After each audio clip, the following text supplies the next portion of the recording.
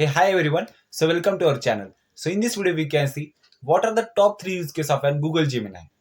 So let's get started. The number one use case it is an we can get high quality articles from Google Gemini. So we can give a prompt like write an article on benefits of AI in 300 words. So it can give us a high quality article in very less time. Okay, so you can see the it is very faster as compared to the chat gpt. Number two use case, we can get video ideas for YouTube channels. So we can write a prompt like give a video topics on AI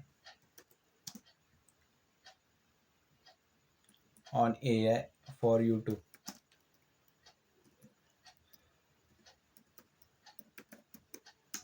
So it can give the video ideas for specific YouTube channel. So it have given multiple topics. Okay, so that's amazing. Number three use case, we can get a solution of complex coding problems. So we can write a prompt. It is a simple coding problem. Write an code for Python for calculator. Write a code for calculator in Python. So it can give a high quality code and it's very beneficial for you. Yeah, you can see this.